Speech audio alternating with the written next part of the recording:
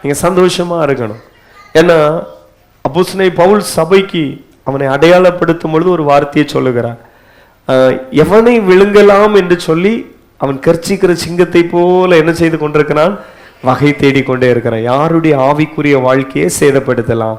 ஒரு ஆள் நல்ல தீர்மானத்தோடு பைபிளை தினமும் வாசித்துட்டு இருக்கிறாங்களா, இது எப்படி தடுக்கலான்னு நினைப்பான். ஒரு ஆள் நல்ல தீர்மானத்தோடு தினமும் முழங்கால்னு ஜெபம் பண்றாங்களா, இதை எப்படி தடுக்கலான்னு யோசிப்பான். ஒரு ஆள் நல்ல வைராக்கியத்தோடு ஒவ்வொரு நாளும் ஆண்டவர் ஆராதிக்கிறதுக்கு கண்டிப்பா நம்ம போனோம், இந்த வாலிப நாட்கள் இயேசுக்கு பிரியமா வாழணும்னு நினைக்கிறானோ, அதை எப்படி தடை பண்ணலான்ட்டு வருவான். ஆனால் பாருங்கள், சத்துரு அவன் நீதிமானுக்கு விரோதமாக அவன் 1000 முறை படையெடுத்தாலும் அவன் விழுந்து போவான். தேவ பிள்ளையே, நீ எழுந்து நிற்பாய். அல்லேலூயா. விசுவாசத்தோடு சொல்லுங்க, 1000 துன்பம் வந்தாலும் அது என்ன செய்யாது? அழுகாது. அல்லேலூயா. அப்ப ஏன் நம்ம களி கூறணும்? ஏன் சந்தோஷமா இருக்கணும்னா, பல வேளையில நமக்கு விரோதமாக அவன் எங்கேயாவது இருந்து எய்திட்டு இருக்கிறது நமக்கே என்ன செய்யாது? தெரியாது. அப்ப சத்துருக்கு கர்த்தர் என்ன செய்தார்? விலக்கி மீட்டார். நம்ம உடைமைகளை கூட மீட்டார். இதை நெகேமியா புஸ்தகம், இந்த எஸ்ரா புஸ்தகங்களே இதை வாசிக்க முடியும். அவங்க உபவாசிக்கிறாங்க, அந்த அகாவா நதி அண்டையிலே உபவாசிக்கிறாங்க. எதுக்காக என்று சொன்னா, வழியிலே பாருங்க, நாங்கள் பாதுகாக்கப்பட, ரெண்டாவதாக எங்கள் உடைமைகள் எல்லாம் நாங்க என்ன செய்யப்படணும்? பாதுகாக்கப்படணும். வழியில யாராவது சத்துருக்கள் இருந்து எங்க மேல எங்களை கொலை செய்து போட்டுட்டு எங்களுடைய உடைமைகள் எல்லாம் என்ன செய்திடக்கூடாது? எடுத்துட்டு போயிடக்கூடாது. அதுக்காக அவங்க பாதுகாப்புக்காக உபவாசிக்கிறாங்க. அப்ப நம்முடைய வாழ்க்கையிலும் பாருங்கள், பல வேளையிலே சத்துருக்கு நாம் விலக்கி பாதுகாக்கப்பட வேண்டும் என்று சொன்னால் உபவாசம் அவசியம். இவ்வளவுதான் நெருக்கடியா இருந்தாலும் ஒரு வாரத்துக்கு ஒரு நாள் உபவாச கூட்டத்துக்கு உற்சாகமா வருகிற பிள்ளைகளுக்காய் கர்த்தரை ஸ்தோத்திரம் பண்ணுகிறேன். கரங்களை அசைத்து கர்த்தரை மகிமைப்படுத்துங்களேன். என கர்த்தர் சொன்னார், இந்த ஜாதி வகையான பிசாசுகள் உபவாசத்தினாலும் அன்றி ஜெபத்தினாலும் அன்றி அவைகளை என்ன செய்ய முடியாது? மேற்கொள்ள முடியாது. அப்படினாலே பரிசுத்த உபவாச நாட்களை நியமிங்கள் என்று சொல்லி பரிசுத்த வேதாகமும் சொல்லுகிறது. ஒருவேளை நீங்க ஒர்க் பண்றவங்களா இருக்கலாம், உங்களுக்கு லீவ் இல்லாம இருக்கலாம், நீங்க கூட காலைல சில மணி நேரமாவது நீங்க பிரேக்ஃபாஸ்ட்டை மாற்றி வைத்து கொண்டாவது நீங்கள் ஜெபம் பண்ணணும். உபவாசம் இருந்து பாருங்க, பல சத்துருவினுடைய கோட்டைகள் உடைக்கப்படும். ஆமென். அல்லேலூயா. மூன்றாவதாக எதற்காக களி கூற வேண்டும் என்று சொல்லுகிறார் என்று சொன்னால், இஸ்ரவேலின் ராஜாவாகிய கர்த்தர் உன் நடுவிலே இருக்கிறார். இனி நீ என்ன செய்ய மாட்டாய்? தீங்கை காண மாட்டாய். அல்லேலூயா. இஸ்ரவேலின் ராஜா உன் நடுவிலே இருக்கிறார், அதனால நீ சந்தோஷப்படு. எவ்வளவு ஒரு மகிழ்ச்சியான காரியம். சில வேளையில உங்களுக்கு ரொம்ப விருப்பமான ஒரு ஃப்ரெண்ட்ஸ் உங்க வீட்டுக்கு வந்தாச்சுன்னா உங்க முகத்துல ஒரு சந்தோஷம் வருமா, வராதா? சில சொந்தக்காரங்க அல்லாவிட்டு அவங்க அம்மா அப்பா யாராவது உங்க வீட்டுக்குள்ள வந்து அவங்களை அறியாமலே ஒரு சந்தோஷம். வெளிநாட்டில் இருக்கிற புருஷன் வீட்டுக்குள்ள வந்தாச்சுன்னா ஒரு சந்தோஷம். அல்லவிட்டால் பாருங்கள், தூர இடத்துல வேலை பார்த்துட்டு இருக்கிற பிள்ளை வீட்டுக்குள்ள வந்தாச்சுன்னா ஒரு சந்தோஷம். இப்ப கர்த்தர் சொல்றாரு, ஏன் நீ மகிழ்ந்து களி கூற வேண்டும் என்று சொன்னால், இஸ்ரவேலின் ராஜாவாகிய கர்த்தர் உன் நடுவிலே இருக்கிறார். அல்லேலூயா. கரங்களை தட்டி கர்த்தரை மகிமைப்படுத்தும் இந்த கால வேளையிலே நீர் எங்கள் நடுவிலே பிரசன்னமாகி இருக்கிறதற்காய் ஸ்தோத்திரம். நன்றி பரிசுத்த ஆவியானவரே. ஹல்லேலூயா. இஸ்ரவேலின் ராஜா, இஸ்ரவேலின் துதிகளின் மத்தியிலே வாசம் பண்ணுகிற தேவன் அவர் நம் நடுவிலே இருக்கிறார். அதனால நீ மகிழ்ந்து களி கூறு. உங்க குடும்பம் எளிய குடும்பமா இருக்கலாம், நீங்க ஒருவேளை ஒரு சாதாரணமான நபர்களா இருக்கலாம், குடும்பத்துல முக்கியமான நபர்கள் ஒருவேளை தவறி இருக்கலாம், ஆனாலும் நீ சந்தோஷமா இரு. ஏன்னா இஸ்ரவேலின் தேவன் உன் நடுவிலே இருக்கிறா, இஸ்ரவேலின் ராஜா உன் நடுவிலே இருக்கிறா. ஆமென். அல்லேலூயா. சத்தமா அல்லேலூயா சொல்லுங்களேன். எல்லாம் நிமிந்து ஒருக்க பாருங்கம்மா. ஏன் சந்தோஷப்படணும்? ஏன் சந்தோஷப்படணும்? இஸ்ரவேலின் ராஜா உங்க வீட்டுக்குள்ள இருக்கிற, அதனால சந்தோஷமா பாடணும். அல்லேலூயா. பக்கத்து வீட்டுக்காரனுக்கு ஒரே கன்ஃபியூஸ் ஆயிரும். நேற்றுக்கு ராத்திரி தான் அங்கே ஐயோ அம்மோன்னு ஏதோ சத்தம் கேட்டு அடியெல்லாம் விழுந்தது போல இருந்து, பாத்திரமெல்லாம் உடஞ்சது போல இருக்கு. இன்னைக்கு காலையில் எழும்பி நின்று கர்த்தரையே துதிப்பே, காலமெல்லாம் துதிப்பே, கையை தட்டி கர்த்தரையே துதிப்பே, காலமெல்லாம் துதிப்பே, நல்லவர் வல்லவர். என்றே பாடுவே. வல்லவர், நல்லவர், கிருபை உள்ளவர். ஆமென், அல்லேலூயா. சோத்திரம். ரத்தம் ஜெயம். அல்லேலூயா. இயேசு நல்லவர். சொல்லுங்க வாயை திறந்து. அல்லேலூயா. கரங்களை அசைத்து ஒரு அல்லேலூயா சொல்லுங்களேன். சோத்திரம். ஒரு உபவாசம் தேவை. ஆமென். சோத்திரம். இது தேவை ஒரு. ஆமா, அப்ப எல்லாம் சரியாகும். அப்ப கவனிங்கள், நம்ம வேதத்துல இங்க வாசிக்கிறோம், பக்கத்து வீட்டுக்காரங்களுக்கு ஒரே பிரச்சனையா இருக்கு, அந்த ஒரே கன்ஃபியூஸ் ஆயிரும். நேற்றுக்கு தான் நாங்கள் ஐயோன்னு ஏதோ சவுண்டு கேட்டு அல்லட்ட பாத்திரம்லாம் உடஞ்சி கதவெல்லாம் வாங்கி அடித்தது போல இருந்து இப்போ இன்னைக்கு காலையில் எழும்பி கத்தரையே துதிப்பேன்னு சொல்லிட்டு இருக்கிறேன். அதை பக்கத்து வீட்டுக்காரங்களுக்கு மட்டுமல்ல, சாத்தானும் இங்கே நம்ம வேலை பலிக்காது என்று சொல்லி அவன் வெளியேறுவான். ஒரு விசுவாச பிள்ளைகள் கர்த்தருக்குள்ள மட்டும் நீங்க மகிழ்ச்சியா இருந்து நீங்கள் ஆண்டவர்களை களி கூர்ந்து பாருங்க. அவன் ஆமீன் பாருங்க, அவன் வெட்கப்பட்டு போவான். அதனால ஏன் ஒரு தேவஜனம் களி கூற வேண்டும்? ஆமீன். இவ்வளவு நெருக்கத்தின் மத்தியில பாபிலோன்ல சிறையிருப்புல இருக்கிறாங்க, சிறையிருப்புக்கு கொண்டு போகப்படுகிற காலம். ஆனாலும் கர்த்தருடைய தீர்க்கதரிசி தேவஜனத்திட்ட சொல்றாரு, நீங்க கர்த்தருக்குள்ள என்ன செய்யுங்க.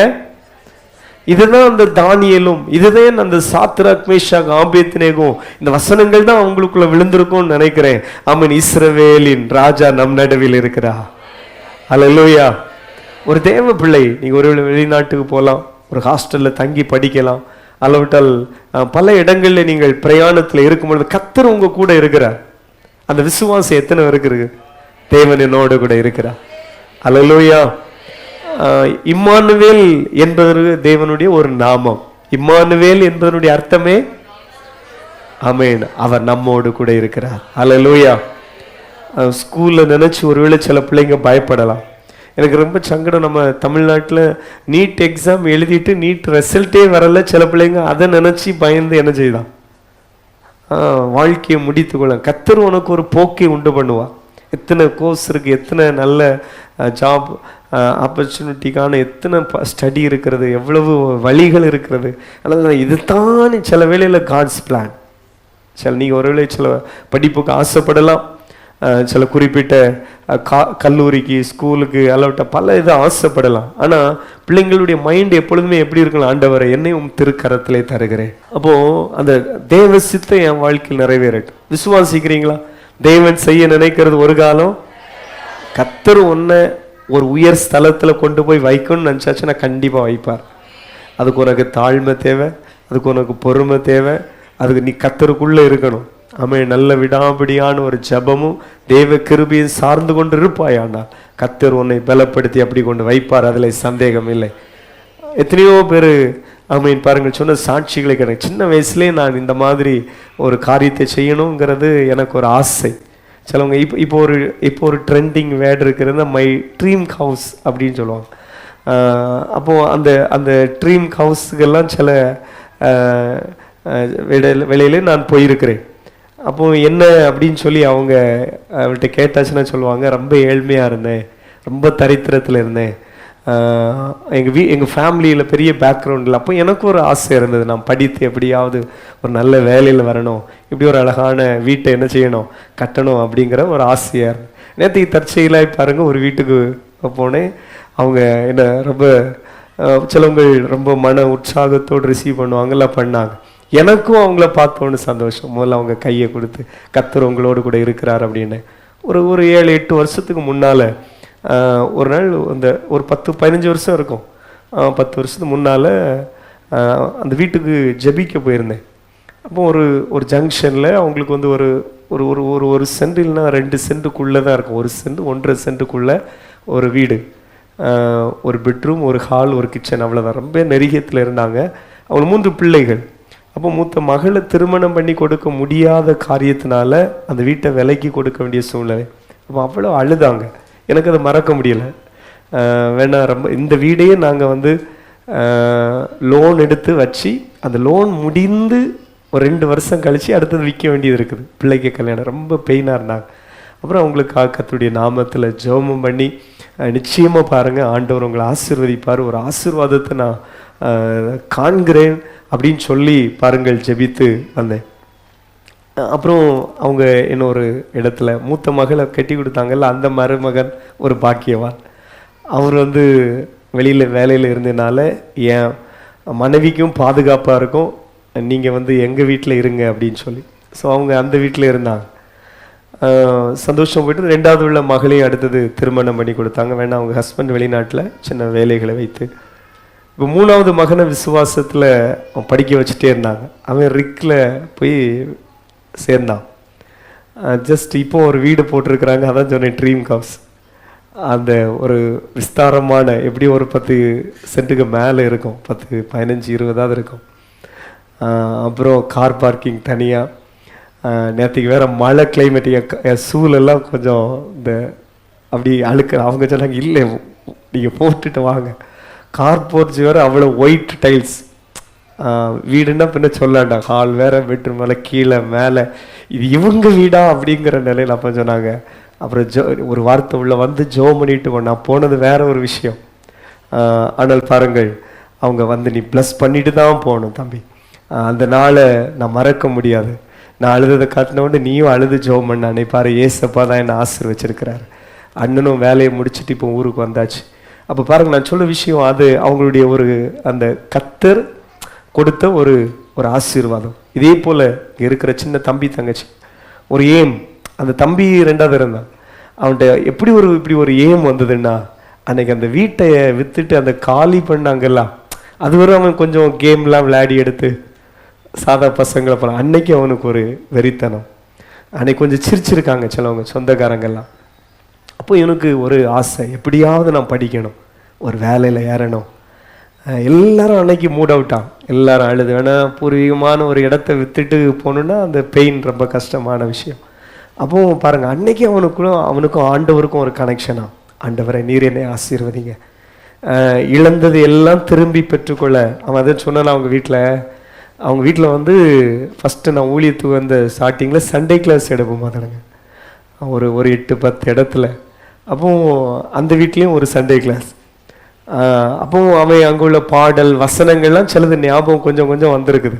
அப்போன்னு சொன்னால், நான் ஆண்டவரை நீர் என்ன ஆசீர்வதிக்கணும், தாவீது இழந்ததெல்லாம் பெற்றுக்கொண்டது போல நாங்கள் எங்களை மீண்டும் ஆசீர்வதிக்க உம்மாலே ஆகும். சின்ன பிள்ளைகளுடைய ஜபம் எவ்வளோ வேல்யூ உள்ளதுன்னு பார்த்துடுங்க. சில வேளையில் அம்மா அப்பா மீட் பண்ணுற நிந்தைகள் சில அதை நீங்கள் உங்கள் காலத்தில் கர்த்தர் புரட்டி போடுவார். தாவீது கூட ஆசைப்பட்டாம்ல, ஒரு தேவனுக்கண்டு ஒரு ஆலயத்தை கட்டணும், இப்படியெல்லாம் செய்யணும். ஆனால் கர்த்தர் அதை யாரை கொண்டு செய்தார்? சாலமோனை கொண்டு செய்தார். அதனால் சின்ன பிள்ளைங்க, வாலிப பிள்ளைங்க, உங்களுக்குள்ள மனசுக்குள்ளே இருக்கிற சில ட்ரீம்ஸ், சில ஆசைக்கு அதுக்கு அவ்வளவு பவர் உண்டு. நம்ம படிக்கணும், நல்ல ஒரு வேலையில் வரணும், நம்ம அம்மா அப்பாவை நல்லா வைக்கணும் அப்படிங்கிற அந்த அந்த ஆசை. 2வது அந்த ஏம் ரொம்ப முக்கியம். அது வேத வாசிப்பு, ஜபம், கர்த்தருக்குள்ளே இருக்கணும். கர்த்தருக்குள்ள இல்லாம உன் கையில 1 கோடி ரூபாய் இருந்தும் அது வேஸ்ட் தம்பி.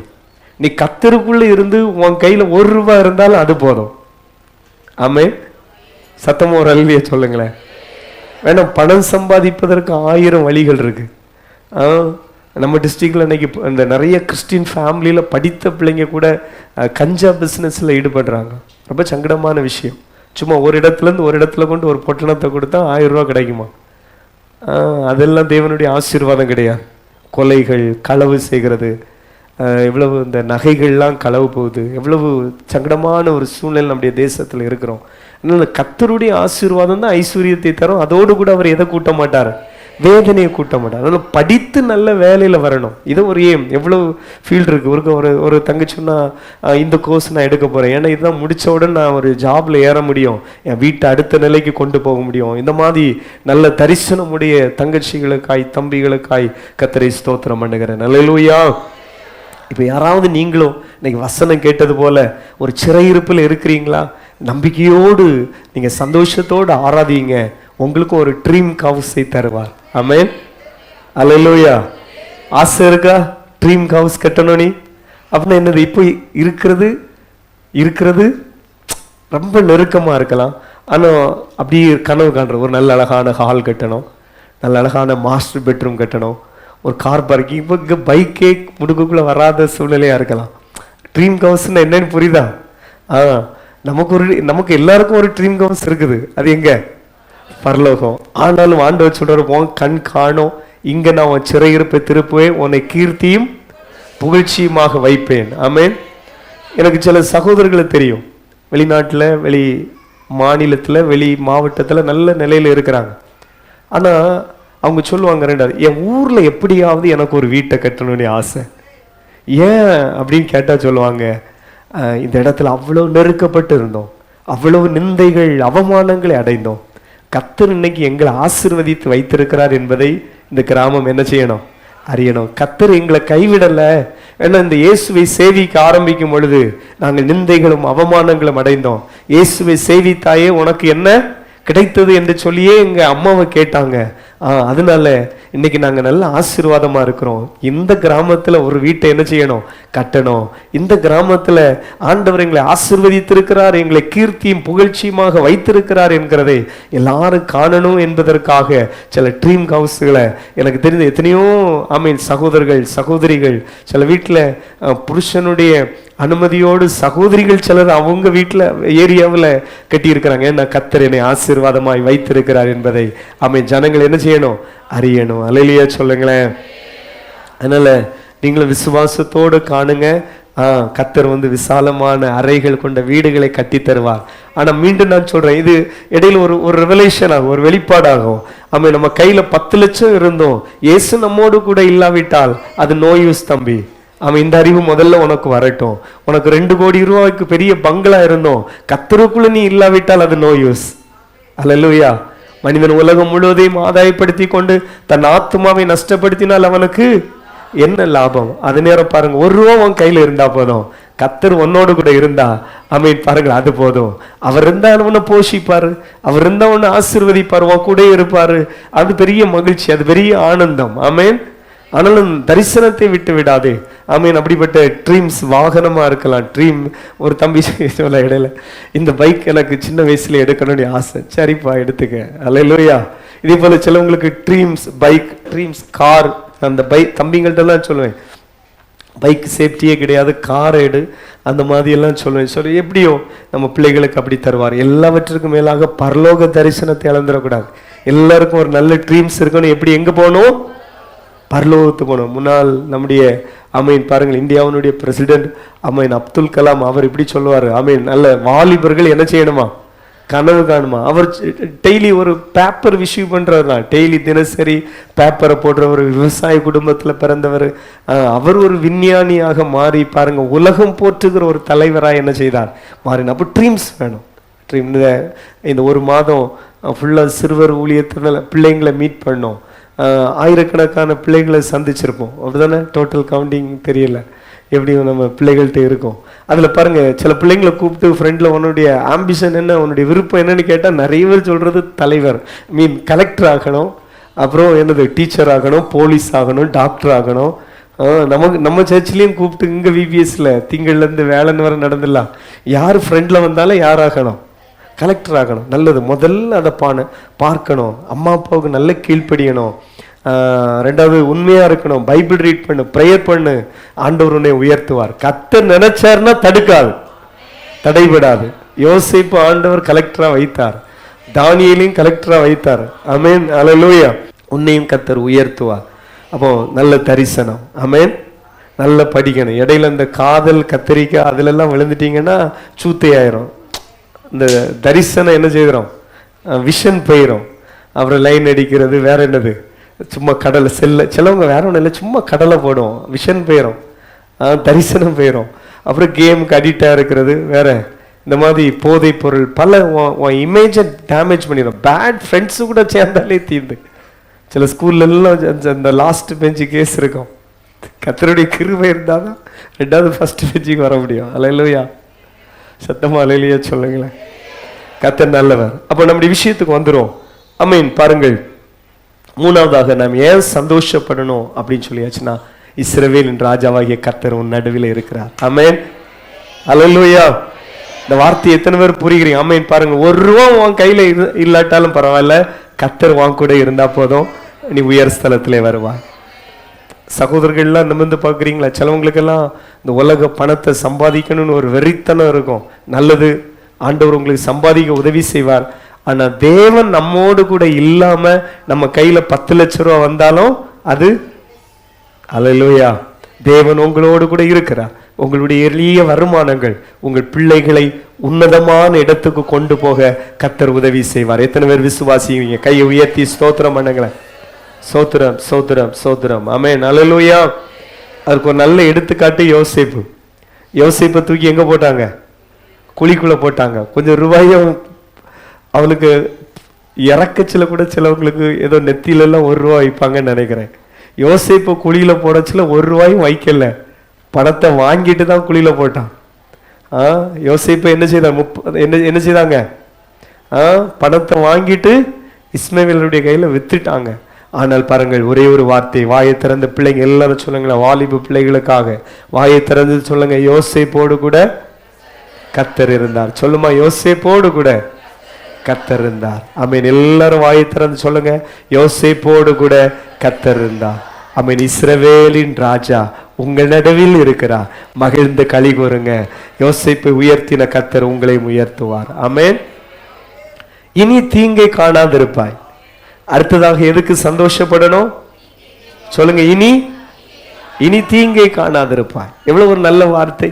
ஆமென். இனி உனக்கு சிறையிருப்பு இல்லை.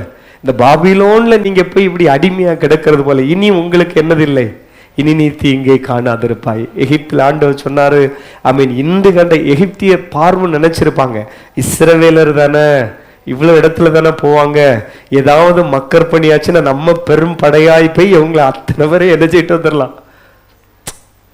கர்த்தர் அந்த வார்த்தையை சொல்றாருன்னா அதுல ஏதாவது விஷயம் இருக்கு. இவங்க நினைச்சது என்னன்னா, இஸ்ரவேலர்கள் தானே, இவங்களுக்கு நீ ராணுவம் இல்லை, ராஜா இல்லை, இவங்ககிட்ட அந்த குதிரைப்படை இல்லை, யானைப்படை இல்லை, இவங்கள்ட்ட ஒருத்தண்ட கூட பட்டை ஒண்ணுமே இல்லை, இஸ்ரவேலர்கள் தானே, இவங்க ஏதாவது மக்கர் பண்ணா பின்னால போய் பிடிச்சிட்டு என்ன செய்திடலாம்.